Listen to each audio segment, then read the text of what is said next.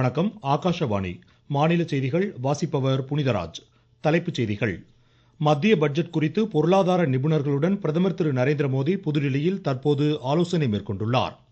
BIMSTEC நாடுகளின் வெளியுறவுத்துறை அமைச்சர்கள் நிலையிலான கூட்டம் புதுடில்லியில் இன்று நடைபெறுகிறது. அரூர் பேரூராட்சி நகராட்சியாக தரம் உயர்த்தப்படும் என்று முதலமைச்சர் திரு மு.க. ஸ்டாலின் அறிவித்துள்ளார். எல்லை தாண்டி மீன்பிடித்ததாக கூறி புதுக்கோட்டையைச் சேர்ந்த 13 மீனவர்களை இலங்கை கடற்படையினர் கைது செய்துள்ளனர். ஜெர்மனியில் நடைபெறும் சேலஞ்சர்ஸ் டென்னிஸ் ஆடவர் இரட்டையர் காலிறுதியில் இந்தியாவின் ஸ்ரீராம் பாலாஜி, ஈக்வடாரின் எஸ்கோபர் இணை இன்று களமிறங்குகிறது. இனி விரிவான செய்திகள். பிரதமர் திரு நரேந்திர மோடி பொருளாதார நிபுணர்களுடன் புதுடில்லியில் தற்போது ஆலோசனை மேற்கொண்டுள்ளார். மத்திய பட்ஜெட் வரும் 23ஆம் தேதி தாக்கல் செய்யப்பட உள்ள நிலையில் பொருளாதார நிபுணர்களின் கருத்துக்களையும் ஆலோசனைகளையும் அவர் கேட்டறிகிறார். இந்த ஆலோசனை கூட்டத்தில் மத்திய நிதியமைச்சர் திருமதி நிர்மலா சீதாராமன், நித்தி ஆயோக் துணைத் தலைவர் சுமன் பெரி, பல்வேறு துறைகளை சார்ந்த வல்லுநர்கள் பங்கேற்றுள்ளனர். 3வது முறையாக பிரதமர் திரு நரேந்திர மோடி தலைமையில் ஆட்சி அமைந்த பின்னர் முதல் முறையாக இந்த பட்ஜெட் தாக்கல் செய்யப்படுவதால் இந்த கூட்டம் முக்கியத்துவம் பெறுகிறது. வங்கக்கடல் பகுதியில் அமைந்துள்ள நாடுகளின் பிம்ஸ்டெக் வெளியுறவுத்துறை அமைச்சர்கள் நிலையிலான கூட்டம் புதுடில்லியில் இன்று நடைபெறுகிறது. மத்திய வெளியுறவுத்துறை அமைச்சர் டாக்டர் எஸ். ஜெய்சங்கர் தலைமையில் நடைபெறும் இக்கூட்டத்தில் கடற்பகுதிகளின் பாதுகாப்பு, வர்த்தகம், முதலீடு, தகவல் தொடர்பு உள்ளிட்டவை குறித்து விவாதிக்கப்படுகிறது. இந்தியா, இலங்கை, பங்களாதேஷ், மியான்மர், தாய்லாந்து, நேபாளம், பூட்டான் ஆகிய 7 தென்கிழக்காசிய நாடுகளை உள்ளடக்கியது பிம்ஸ்டெக் அமைப்பாகும். புதுடில்லியில் உள்ள தேசிய அருங்காட்சியகத்தில் தாய்லாந்து, இந்தியா இடையிலான பாரம்பரியமிக்க பெருமைகள் மற்றும் புத்த நம்பிக்கை தொடர்பான கண்காட்சியை மத்திய கலாச்சாரத்துறை அமைச்சர் திரு கஜேந்திர சிங் ஷெகாவத் இன்று தொடங்கி வைத்தார். இந்நிகழ்ச்சியில் பேசிய அமைச்சர், புத்தர் மீது தாய்லாந்து சமூகத்தினர் கொண்டுள்ள நம்பிக்கையும் அமைதி மற்றும் அன்பு தொடர்பான அவரது போதனைகளும் இந்த கண்காட்சியில் இடம்பெற்றிருப்பது குறித்து மகிழ்ச்சி தெரிவித்தார். இரு நாடுகளுக்கிடையிலான கலாச்சார பிணைப்பை எடுத்துரைத்த அமைச்சர், இதற்கு இந்த கண்காட்சி ஒரு சான்றாக திகழ்கிறது என்றார். புத்தரின் பாரம்பரிய பெருமைகள், கலாச்சார சிறப்புகளுக்கு மரியாதை செலுத்த இந்திய அரசு வழங்கிய வாய்ப்பிற்கு தாய்லாந்து வெளியுறவு அமைச்சர் மேரி சஞ்சியம் பொம்சா நன்றி தெரிவித்துக் கொண்டார். உலக மக்கள் தொகை தினம் இன்று கடைபிடிக்கப்படுகிறது. மக்கள் தொகை அதிகரிப்பால் எழும் சவால்களை சமாளிப்பது மற்றும் புதிய வாய்ப்புகளை கண்டறிய முக்கியத்துவம் அளிப்பதே இத்தினத்தின் நோக்கமாகும். நிலையான வளர்ச்சி கொண்ட எதிர்காலத்தை உருவாக்குவதற்கான நிலைப்பாடுகளை குறித்து ஆராயும் வகையில் இத்தினத்தில் பல்வேறு நிகழ்ச்சிகளுக்கு ஏற்பாடுகள் செய்யப்பட்டுள்ளன. ஒருவரையும் விட்டுவிடாமல் அனைவரையும் எண்ணுங்கள் என்பதே இந்த ஆண்டின் கருப்பொருள். இந்நாளையொட்டி மத்திய சுகாதாரத்துறை அமைச்சர் திரு ஜே.பி. நட்டா வெளியிட்டுள்ள சமூக வலைதள பதிவில், மக்கள் தொகை பெருக்கத்தினால் ஏற்படும் சவால்களை எதிர்கொள்வதற்கான நடவடிக்கைகளை மத்திய அரசு மேற்கொண்டு வருவதாக கூறியுள்ளார். வரும் தலைமுறையினருக்கு வளமான எதிர்காலத்தை உருவாக்கி தரும் நோக்கில் இத்தினம் கடைபிடிக்கப்படுவதாக கூறிய அவர், அனைவருக்கும் மருத்துவ வசதி உறுதி செய்யப்பட்டு ஆரோக்கியமான இந்தியா கட்டமைக்கப்படும் என்றும் கூறியுள்ளார். தமிழகம் முழுவதும் இத்தினத்தையொட்டி சிறப்பு விழிப்புணர்வு ஊர்வலங்கள் நடைபெறுகின்றன. விருதுநகர் மாவட்டத்தில் விழிப்புணர்வு பேரணியை ஆட்சித்தலைவர் திரு ஜெயசீலன் இன்று கொடியசைத்து தொடங்கி வைத்தார். இதுகுறித்து எமது செய்தியாளர். விருதுநகர் அரசு மருத்துவக் கல்லூரியில் மாவட்ட நிர்வாகம், மருத்துவம் மற்றும் நல்வாழ்வுத்துறை சார்பில் உலக மக்கள் தொகை தினத்தை முன்னிட்டு அரசு செவிலியர் பயிற்சி பள்ளி மாணவர்கள் கலந்து கொண்ட விழிப்புணர்வு பேரணியை மாவட்ட ஆட்சியர் ஜெயசீலன் கொடியசைத்து தொடங்கி வைத்தார். இந்த பேரணியில் கலந்து கொண்ட பயிற்சி செவிலியர்கள் தங்கள் கைகளில் வளமான குடும்பம், வலிமையான குடும்பம், வளரிளம் பெண்களை காப்போம், வேண்டாம் வேண்டாம் இளம் வயது திருமணம் வேண்டாம், போதும் போதும் ஒரு குழந்தை போதும் என்ற விழிப்புணர்வு பதாகைகளை ஏந்திச் சென்றனர். விருதுநகர் செய்தியாளர் தா. கமலக்கண்ணன். கன்னியாகுமரி மாவட்டம் நாகர்கோவிலில் மாவட்ட ஆட்சித்தலைவர் திரு ஸ்ரீதர் தொடங்கி வைத்த விழிப்புணர்வு பேரணியில் செண்டை மேளங்களுடன் மாணவர்களின் சிலம்பாட்டமும் இடம்பெற்றது. திருவையாறு இசைக்கல்லூரி மாணவிகளின் விழிப்புணர்வு இசை நிகழ்ச்சியோடு நடைபெற்ற பேரணியை தஞ்சை மாவட்ட ஆட்சித்தலைவர் திரு தீபக் ஜேக்கப் தொடங்கி வைத்தார்.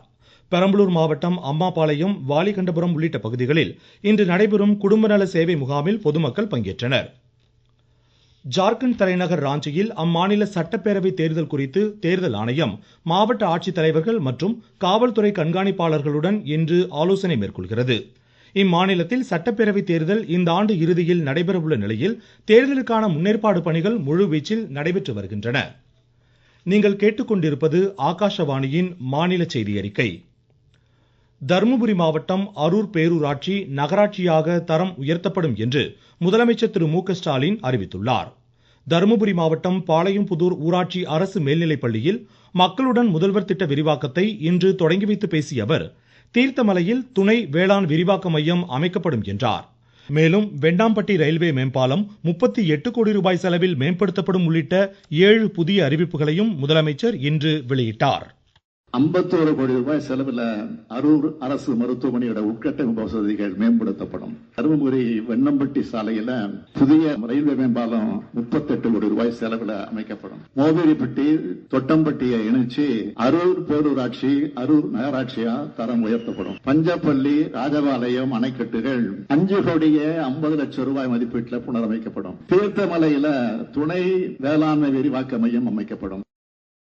பாலாற்றின் குறுக்கே தடுப்பணை கட்ட ஆந்திர அரசு முயற்சி மேற்கொண்டால் அதனை தடுக்க தமிழக அரசு உரிய நடவடிக்கைகளை மேற்கொள்ளும் என்று மாநில நீர்வளத்துறை அமைச்சர் திரு துரைமுருகன் தெரிவித்துள்ளார். வேலூர் மாவட்டம் காட்பாடி அருகே சேவூர் பகுதியில் மக்களுடன் முதல்வர் திட்டத்தை இன்று தொடங்கி வைத்து பேசிய அவர், ஊரக பகுதி மக்களின் குறைகளை களையும் வகையில் இந்த திட்டம் செயல்படுத்தப்படுவதாக கூறினார். இந்நிகழ்ச்சியில் கோரிக்கை மனுக்களை அளித்த 2 பயனாளிகளுக்கு நலத்திட்ட உதவிகளையும் அமைச்சர் வழங்கினார். திருச்சி நவல்பட்டு ஊராட்சியில் இந்த திட்ட விரிவாக்கத்தை மாநில பள்ளிக்கல்வித்துறை அமைச்சர் திரு அன்பில் மகேஷ் பொய்யாமொழி இன்று தொடங்கி வைத்தார். கூட்டுறவு சங்க பணியாளர்களின் குறைகளை களையும் வகையில் 2 மாதங்களுக்கு ஒருமுறை 2வது வெள்ளிக்கிழமைகளில் மண்டல அளவில் பணியாளர் நாள் நிகழ்வு நடத்தப்படும் என்று மாநில கூட்டுறவுத்துறை அமைச்சர் திரு KR பெரியகருப்பன் தெரிவித்துள்ளார்.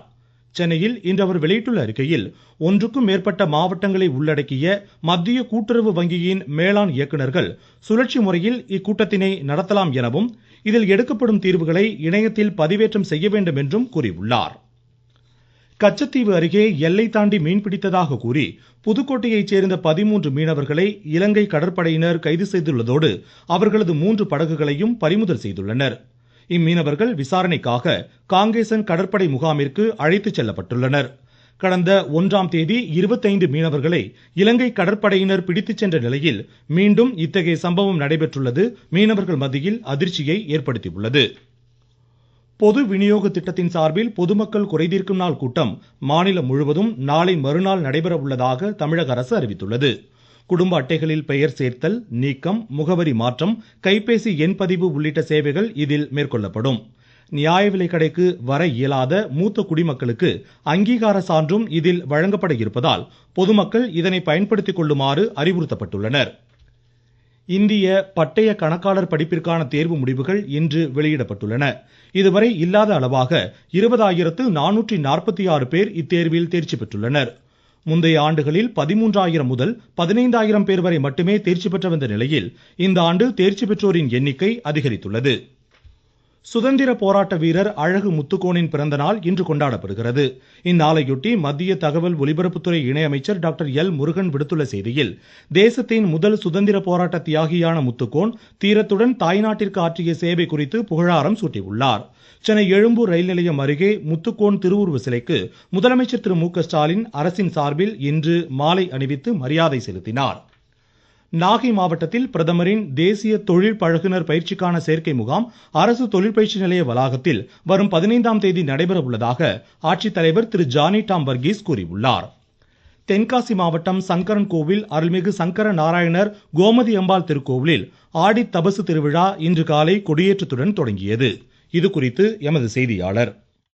தென்காசி மாவட்டம் சங்கர நாராயண சுவாமி கோவிலில் ஆடி மாதம் உத்திரம் நட்சத்திர நன்னாளில் தவமிருக்கும் கோமதி அம்மனுக்கு சிவபெருமான் சங்கர நாராயணராக காட்சி கொடுக்கும் ஆடி தபசு திருவிழா இன்று அதிகாலை 5 மணிக்கு மேல் தொடங்கியது. கோமதி அம்மாள் சன்னதியில் உள்ள கொடிமரத்தில் வேத மந்திரங்கள் முழங்க மஞ்சள், பால், தயிர், திரவியம், இளநீர் உள்ளிட்ட 16 வகை மூலிகை பொருட்களால் அபிஷேகம் செய்யப்பட்டு கொடியேற்றப்பட்டது. இவ்விழாவில் 9ஆம் திருநாளான வரும் 19ஆம் தேதி திருத்தேரோட்ட நிகழ்ச்சியும் நடைபெறும். தென்காசியிலிருந்து செந்தில்.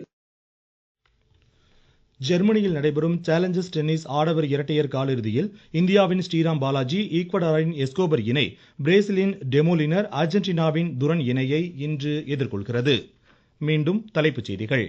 மத்திய பட்ஜெட் குறித்து பொருளாதார நிபுணர்களுடன் பிரதமர் திரு நரேந்திர மோடி புதுடில்லியில் தற்போது ஆலோசனை மேற்கொண்டுள்ளார். பிம்ஸ்டெக் நாடுகளின் வெளியுறவுத்துறை அமைச்சர்கள் நிலையிலான கூட்டம் புதுடில்லியில் இன்று நடைபெறுகிறது.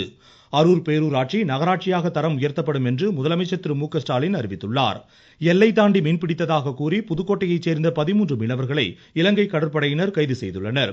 ஜெர்மனியில் நடைபெறும் சேலஞ்சர்ஸ் டென்னிஸ் ஆடவர் இரட்டையர் காலிறுதியில் இந்தியாவின் ஸ்ரீராம் பாலாஜி ஈக்வடாரின் எஸ்கோபர் இணை இன்று களமிறங்குகிறது. இத்துடன் இந்த செய்தி அறிக்கை முடிவடைந்தது.